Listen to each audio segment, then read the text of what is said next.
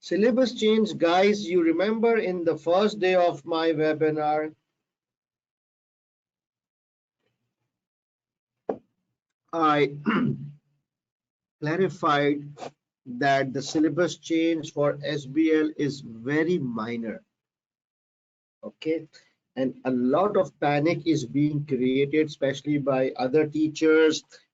They are arranging full day sessions on syllabus change of SBL just to create panic. And I'm not saying they are wrong, but they are very focused on the theoretical or bookish aspects, definitions, this and that. Whereas by now you should realize my approach is very practical, exam focused, a CFO focused approach.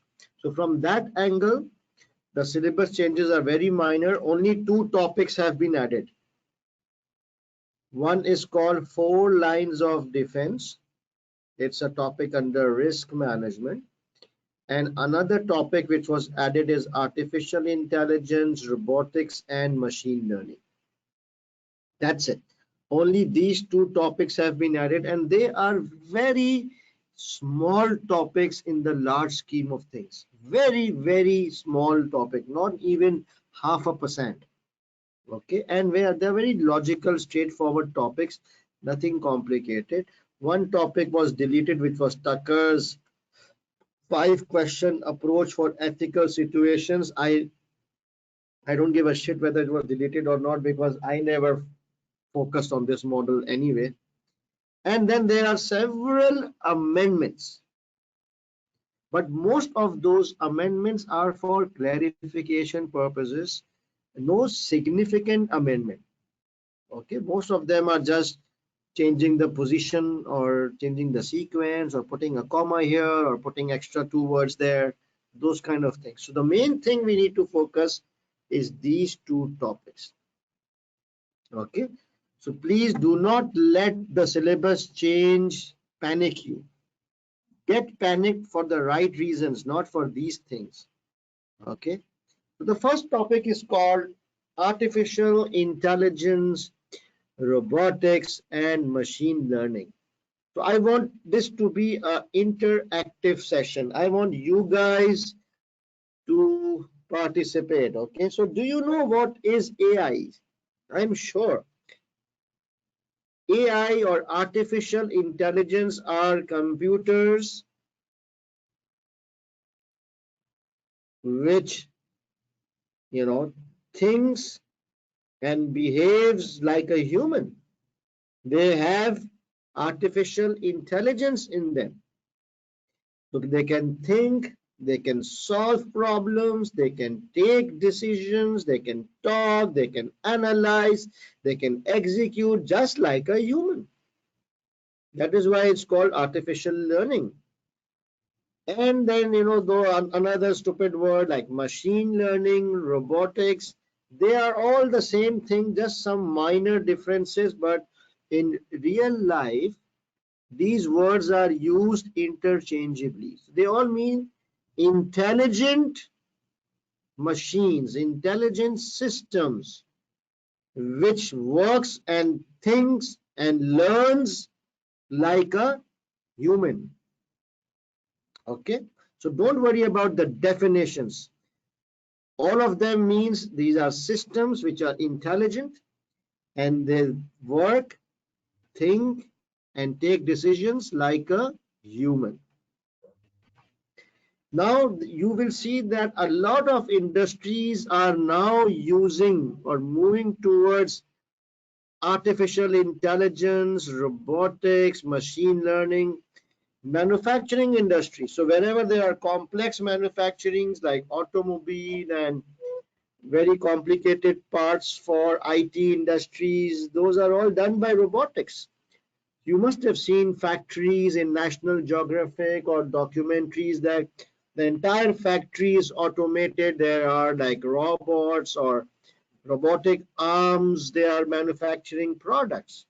The manufacturing industry, where there is repetitive tasks required, high precision tasks required, better to have robotics. Then retail and customer experience. A lot of these big data, these websites, Google Analytics, all these things, they analyze what you want, they suggest things, they study your behavior and they suggest.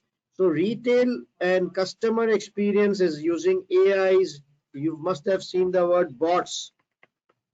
So when you want to chat, when you want to have a chat, when you go to a website of a company and do a chat, you will be chatting to a robot, right? They're called bots. So these are all AI, smart intelligence softwares. Big data and data analytics, they use all these kind of AI softwares. Financial investments and financial tradings. So a lot of systems are there. It is called EAs, expert systems, which things like a finance expert, they analyze the data, the graph, the markets, and take financial decisions just like an investment guru. Transportation. Have you heard of driverless cars? Do you know that airplanes, they fly on autopilots? They can land without even a pilot touching a single button. Do you know this road and signal management can all be automated? So transportation is using all medicine and surgeries. Have you heard of robotic surgeries? Like the surgeon is living in France and he's doing a surgery in India through robotics. Like whatever hand movements he's doing in France, a robot is executing the surgery in India. So all this is possible because of AI's, robotics, and machine learning technology. So a lot of technological progress is happening. Things have changed that to a certain extent that now machines are replacing humans. What did I say? Machines are replacing humans. Do you know that Amazon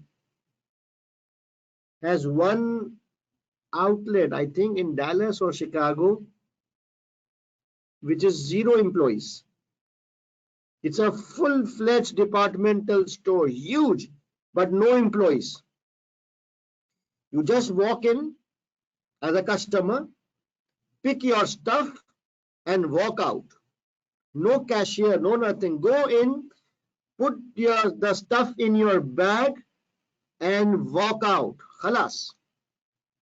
Everything is automated.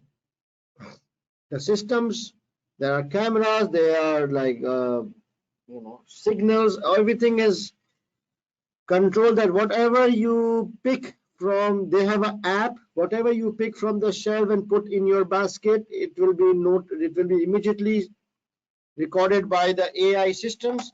The moment you step out of the store, they will automatically charge your card, and that's it. All the inventory management, the store, physical storekeeping, everything. It's a human-less store. How possible? Through AI. Interesting and scary. Do you agree? It's interesting, but it is scary because it is changing the dynamics of business. It is changing the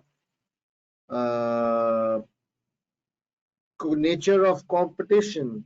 The customer psyche is changing. Hamza is saying that robot operates hotel in Japan. Yes. So you see, when I went to Tokyo, and in Tokyo, they have the world's largest train station. It's called Shinjuku Station. And in Shinjuku Station, it handles 1 million passengers every hour. So you can imagine the amount of people in and out of Shinjuku Station. 1 million people per hour, especially at peak hours. And in Japan, you know that they have a language problem. So very less people, they speak English, right? So when I went there, so they had a lot of robots at the station. And they are all moving robots. They were looking at the people just like humans. And it said on their chest Can I help you? Or how can I help you? So we wanted to ask something, so we started, talking to a robot, and he was actually listening to us, and then he answered our question in English, and we then started playing with him, like we were started asking him some tricky questions, and he was answering. He was so intelligent, and he had facial expressions. So when he was pissed off because we were now making fun of him, taking pictures or asking, sexy questions or foolish questions, and I could see that his eyes were started getting red. But jokes apart, that machine actually guided us and answered our questions. Siri in iPhone. Oh, Manur, that's a good one. Siri in iPhone. Yeah, yeah. Sophia is a girl robot. Interesting. Yeah, the name is Amazon Go. Yes, excellent. I forgot the name. All right. So now move on. What are the advantages of having AIs? Of course, it's faster, it's accurate, 24/7 employee related issues can be avoided. So if it's a factory, all right, so the machines, the robots can work 24/7, and issues like trade unions and strikes and all these things, bye bye, it's all machines now. I don't need you buggers anymore, get lost. Definitely. But then can you think of some risks or issues relating to this such high use of technology? Number one, there's very high dependency on technology. So supposing the internet goes down, or the electricity goes down, or the main server goes down, everything will be screwed. It will come to a standstill. So very high dependency on technology. There are security and hacking risks, obviously. Misuse of personal data can happen because all these machines have a lot of personal data, right? It creates unemployment in the society. Profits will be concentrated in hands of large corporations. Lack of ethical and moral values. You think a robot or a AI system has some ethical or moral values? Will it have tears in the eyes if he sees a poor old lady with one arm and one leg and not eaten food since last 2 days? Will it feel emotional about her? No, right? And of course, one-time investment is there.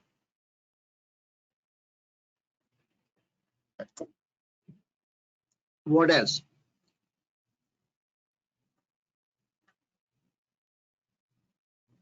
I'm just going to the question box.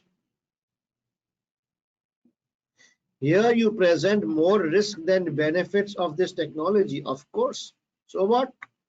Mohammad Rafiq, where does it say that our benefits has to be more than the costs? It is not a financial calculation, right? And even if you Google this topic, you will see more issues and risks as of now because it's an evolving technology. Somebody said, is this disruptive technology? Somebody asked me in one of the question box, is this disruptive technology? Absolutely yes. A disruptive technology are technology, the use of technology in such a way that is going to change the traditional way of doing business. That's the technology is now screwing up the traditional way of business. So it is definitely a good example of disruptive technology. Okay. Now the last thing of this topic is ethical matters which businesses should consider before implementing AI. I think this kind of question may be expected in in this paper, in the September attempt, that what are the ethical aspects of AI. So supposing there is an organization, it is thinking of adopting or implementing a full AI system. So other than the usual risk like high dependency on technology and hacking and data security, there are some ethical aspects. For example, a good organization will always think that what will be the impact on employment or its employees. Are they going to fire everybody and replace all the humans with machines? That has got a social implication, right? So impact on employment or unemployment or employees is something which goes under the umbrella of ethical matters, right? What about compliance with legal and social norms? Like it's a machine, right? But it has to have morals and values and social norms and legal norms. So everything needs to be programmed so that the machine is not ruthless. The machine has to have some legal and social boundaries defined within it. Then ethical use of personal data. This is a big topic that a lot of these fintech companies, a lot of these tech giants, they misuse the data. They sell our personal data to all these big data companies. You know that, right? That they sell data, they make money from our data. A lot of these companies, they make money from us because they share our data amongst them. That's unethical to misuse someone's data. That's a very ethical issue these days. Privacy and personal data. Transparency, that's something which is important, that the machines, whatever they do, it should be transparent. Transparent means that people should know what it is doing, how it is doing. It can be subject to audits, stuff like that. Accountability, that's very important. Like the other day I mentioned that if it is a driverless car, you know that, right? There are driverless taxis now. These are all automated taxis with no driver. If they go and hit a, a young child of 3-year old and the child dies, who's gonna be accountable? There's no driver sitting in that car. It's that stupid software. She doesn't give a shit. She doesn't know what death is, right? She's not a human. So accountability, what will you do? You will just shut her down, right? So these are some tough questions, and it is still evolving. Nobody has answers, but good companies, good ethical companies will talk through these things. So these are the basic ethical aspects which AIs, we need to consider before thinking about AIs. The usual cost and benefit, all those, the commercial aspects are there, but ethical aspects are also important, right?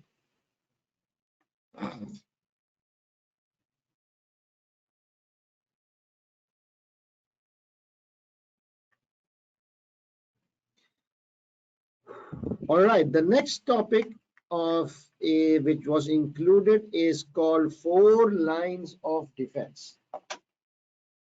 This topic is under risk management. So I'll try to, so there are 4 lines of defense. I just first give you the theoretical side. So the first line of defense is employees. The second line of defense are managers. The third line of defense is internal audit, and the fourth line of defense is external audit. Just remember, the first line is employees, the second line is managers, followed by internal audit and then external audit. All right, now I'll explain what this model is about. Do you know that I'm the CFO or or the director of my company? right? The board overall is responsible for the company, correct? The board is responsible for the company and sound risk management. We all know risk, right? Risk is something futuristic which can cause severe damage to the company if it is not properly controlled, correct? And as a board, it is our fiduciary duty to make sure that proper risk management is happening, correct? I am responsible. So imagine I am the director, you are the director, we all are sitting in the board. Our company is very large, 2,000 employees, 3 countries, 10 branches or locations. How are we gonna control, or how are we gonna make sure that everybody is properly doing risk management or not? Because ultimately, who's responsible? I am responsible, you are responsible, the board is responsible. But the board is less, just like 8 or 10 people, right? And we just sit in the head office. How, if you are the director and I am the director, how do you think we can ensure that things are working properly as intended? I think I talked about it in the risk management session as well. Do you remember that chart which I showed you? There is risks, and in order to control risk, there is internal controls. How do we know that internal controls are working properly? There is internal audit. How do we know internal audit is working properly? There is audit committee. Remember that chart?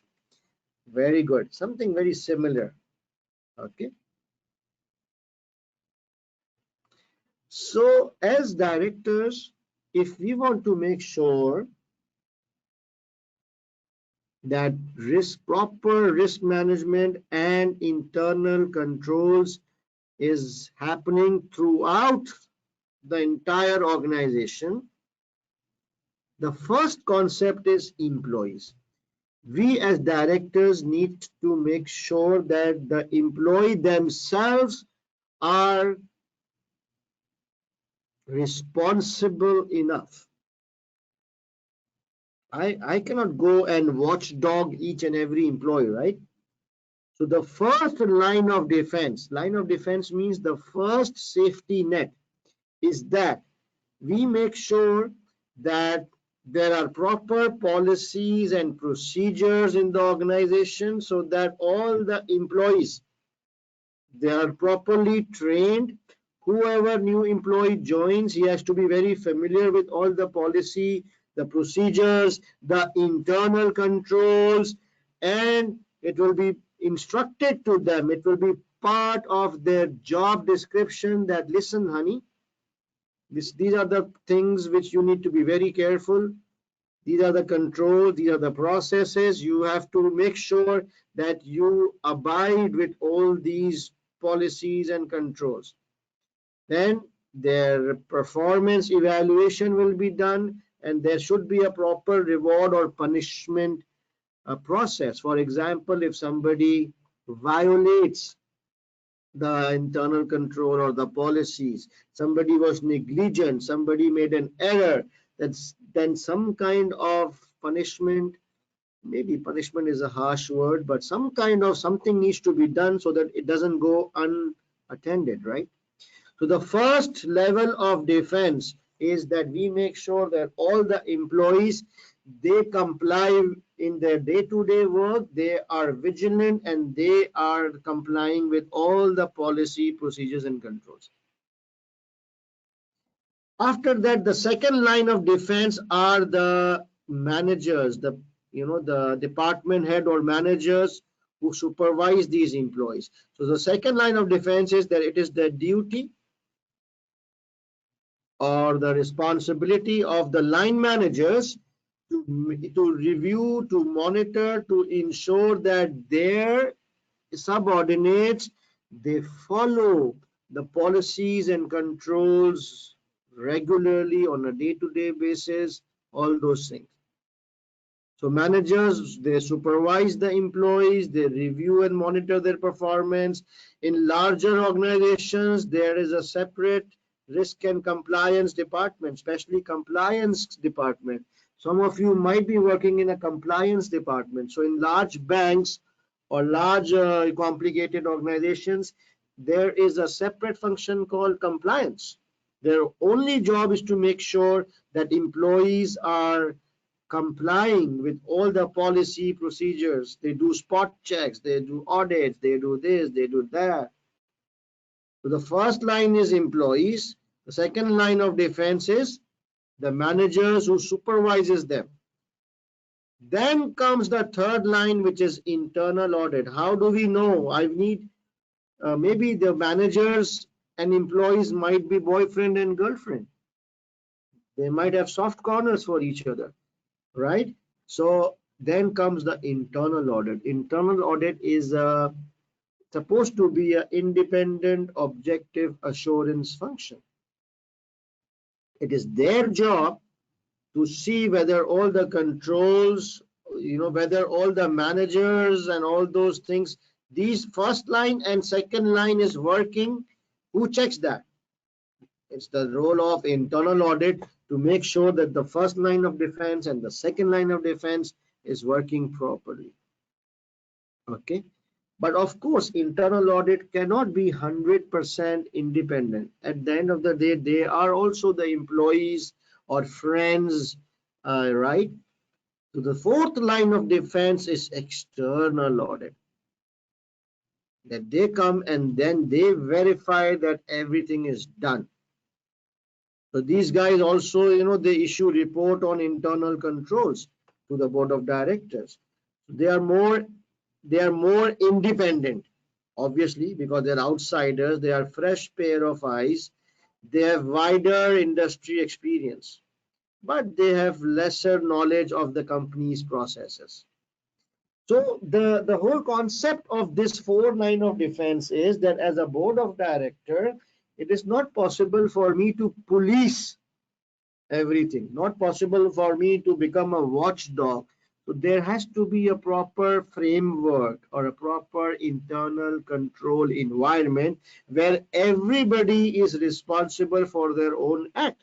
So starting from employees, that's the first line of defense. All employees should be careful, should follow the policy procedures, do not do anything risky. Second line of defense are the supervisors or managers or department heads whose job is to supervise and monitor their subordinates. The third line of defense is internal audit, which gives me an independent assurance that things are working. And the fourth and the last line of defense is external audit, because they are more independent and more fresh pair of eyes. So through all these four levels, we as directors, we rely on external audit reports, we rely on internal audit reports. That's the best we can do, right? Because if we are a big company, a scattered company, a decentralized company, then I have to rely on controls and these assurance functions.